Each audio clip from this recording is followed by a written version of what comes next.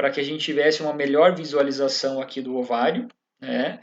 Assim como uma melhor visualização do oviduto.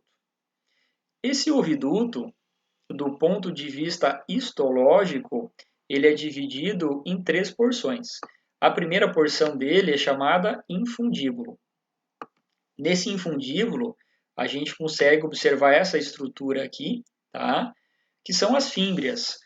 Qual que é a função dessas fímbrias? Essas fímbrias, elas são responsáveis por fazer a captação dos oócitos no momento da ovulação.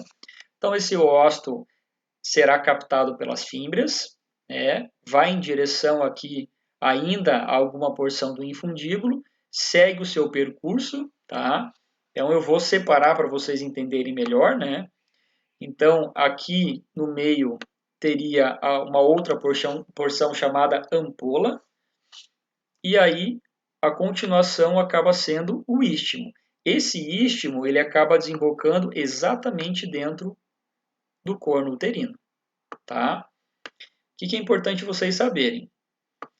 A partir do momento que o ócito foi captado pelas fímbrias do infundíbulo, né? Esse ócito pelo epitélio ciliado presente ali no infundíbulo, ele vai acabar se deslocando para a ampola, para o istmo, aonde vai ocorrer o processo de fecundação se essa fêmea ela foi coberta ou inseminada. Tá? A partir do momento que ocorre a fecundação, o embrião ou os embriões serão formados. Depois que o embrião estiver prontinho, ele vai descer para a luz do útero. Ok? E aí desceu para o útero, vai ocorrer as fases ali de implantação ou nidação, e aí a gestação ela vai acabar seguindo o seu curso normal, tá bem? Nessa imagem ainda, a gente consegue observar aquele ligamento que já foi exposto a vocês, que é o ligamento suspensor. Como a gente está estudando a fêmea, automaticamente são os ovários. Então, esses hormônios, quando liberados, eles terão atração pelos ovários. E quem são eles? LH e FSH. Tá certo? Então, a função do GNRH é promover a liberação tanto do LH como do FSH. Para que isso aconteça, esse GNRH estimula a pituitária. Tá? A pituitária. Tudo bem? A pituitária é a mesma coisa que a hipófise. Então, existe uma hipófise anterior e uma hipófise posterior. Ou pituitária anterior ou pituitária posterior. Tá certo? Pela estimulação, então, do GNRH, a hipófise anterior vai lá e faz a liberação de FSH e LH. Como já foi dito para vocês, tanto o LH como o FSH são gonadotrofinas. Então, pela circulação, pelo sangue, ambos os hormônios acabam atingindo os ovários.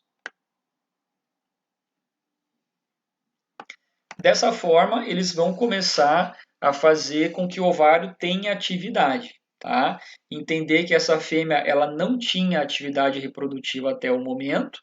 O hipotálamo, por estimulações, começou a fazer liberação de hormônio, que estimulou a hipófise, por sua vez, foi lá e liberou LH e FSH, e esses hormônios, por via endócrina, ou seja, pela circulação, chegaram até um ovário que estava sem atividade. Tá? Desses dois hormônios, qual que é o principal hormônio no início? O principal hormônio no início é o FSH. Por definição, o que é FSH? FSH é hormônio folículo estimulante.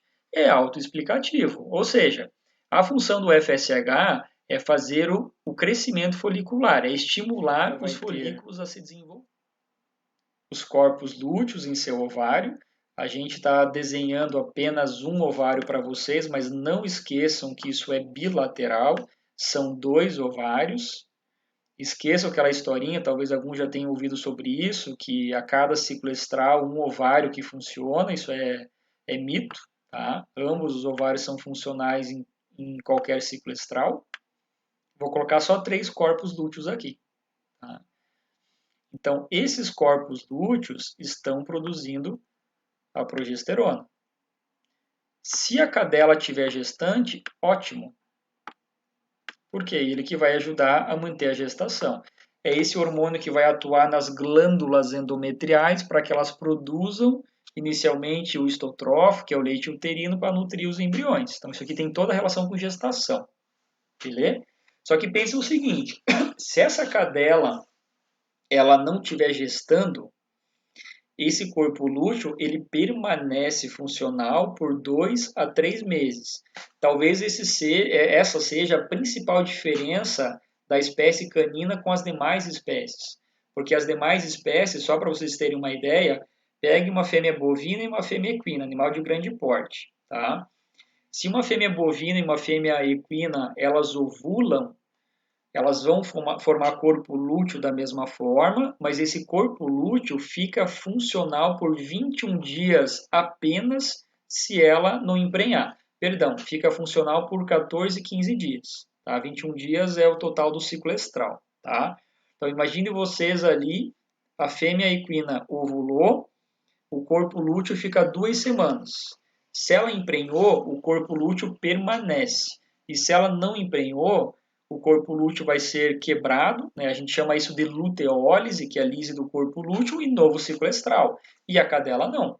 A cadela ovulou e o corpo lúteo vai ficar funcional por 2 a 3 meses, mesmo ela não estando gestante. Tá? Qual que é o problema disso? É a progesterona. Então, durante 2, 3 meses, beleza? Então, quando eu encontrar a parabasal sozinha, anestro. Parabasal mais neutrófilo, diestro. Beleza? Aí seguimos para as intermediárias pequenas. Se apareceu intermediária pequena, o que eu já sei? Tem ação estrogênica. Tem ação estrogênica. Então, nós vamos identificar as intermediárias pequenas no proestro inicial